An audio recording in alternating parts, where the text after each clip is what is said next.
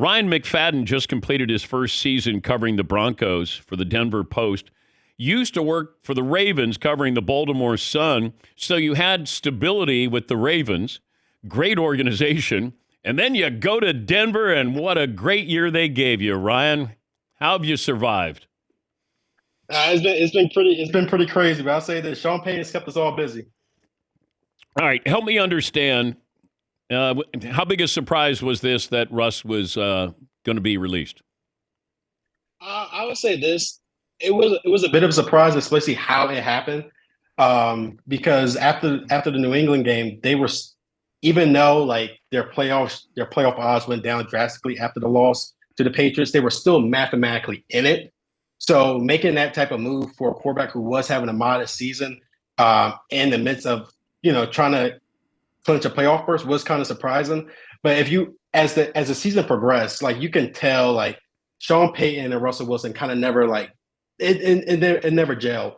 And I think when you look at even though Russ had statistically had better numbers compared to the year before under Nathaniel Hackett, but Payton had issues in terms of like had to trim down the offense to help Russ, getting in and out the huddle. The goal to go execution wasn't up to Payton's standards. So at the end of the day, I think it looks like this move is more of I think Denver knows that they're going to take a huge cap hit doing this, but it's more of Payton saying, this is not going to be my guy for the foreseeable future. So let's just go our separate ways right now.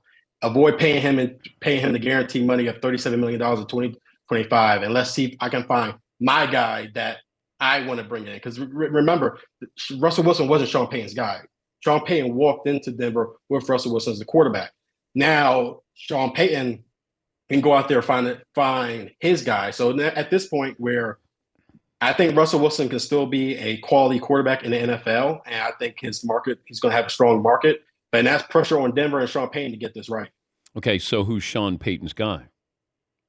That's the question everyone wants to know. I think when you look at this draft, there's two guys that stick out to me that kind of fits what Sean Payton is looking for in the offense in terms of Oregon's Bo Nix and Michigan's JJ McCarthy. During the combine, the Broncos did their due diligence with the quarterbacks. They had formal interviews with every top prospect, including Spencer Rattler, who's a guy from South Carolina who could be a possible late round option. So you're going to see they're going to be aggressive with it.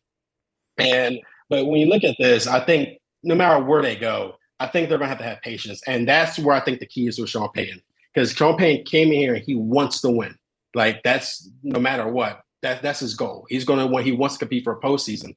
But if you're going to try to bring in a rookie quarterback, I think that's going to require Sean Payton to have patience. Because let's say they get McCarthy, let's say they get Nix. That could be your guy, but do you want to rush them to be out there on the field week one when they're not ready? So to me, at this point, the perfect scenario is if they can find a quarterback in this draft, someone that they love. I think that's the key part there, that they got to love the guy, and roll with Stidham and have him in the rookie transition. I think that'd be the perfect scenario for Denver. Okay, you've only been there a year. Do you feel like you know Sean Payton better after a year or Russell Wilson after a year? I think I know Sean Payton more. Why? I think just you saw Sean Payton, the guy he was in New Orleans is the guy he is in Denver. And one thing you kind of get with Sean Payton, and he's a perfectionist. He wants things to be done his way and the right way, and you can tell like that type of mindset has kind of changed that culture when you talk to like players, and from what it was before and what it is now. That kind of stands out with him the most. Like you can tell he wants to change this franchises around. He wants to win. Obviously, it's going to be.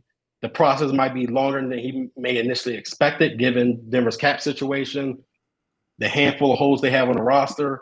But yeah, that's who Sean Payton is. And like this guy, he's a guy that really is hell bent on winning and wants to do it the right way.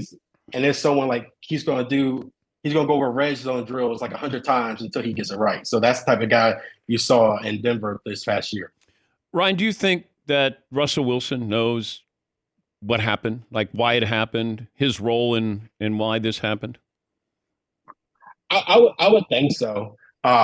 Because at the end, like Russell Wilson, like I said, Russell Wilson put up some solid numbers, but you still saw the inconsistencies.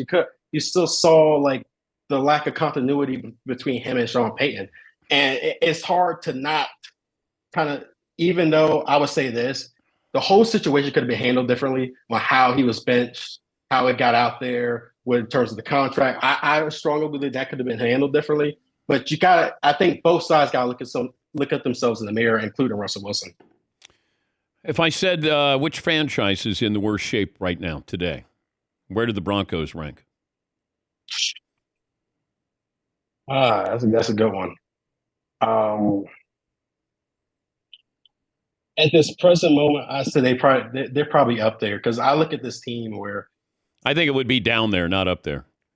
yeah, I look at excuse me, yeah, I look at this team because there's where everyone's looking at the quarterback situation, but when you look at this team, you got so many holes. You got Lloyd Cushenberry enter free agency, and there's a certain where he's going to come back. You still have to address the defensive line because they were that area of the team was inconsistent.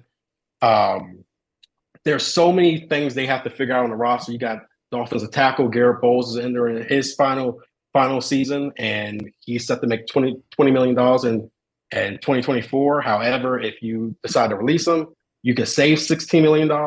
So he could be a possible cap casualty. And then you're right there. Now you got to address who's going to be your future at the left tackle. So it's, to me, I think when Broncos fans got to look at this, is like, yeah, if you no matter who you bring in as quarterback, that's not going to be the quick fix. This is going to take a process. And for me, I think the key thing is Sean Payton going to have that patience to let this process play out in terms of getting the quarterback in there, getting the right pieces around that quarterback to make this a team that can compete in the AFC West. Good luck, Ryan. Should be fun. It should be. Thank you. That's Ryan McFadden. Tough to find an encore for the first year that you're there in Denver. He's the Broncos beat writer for the Denver Post.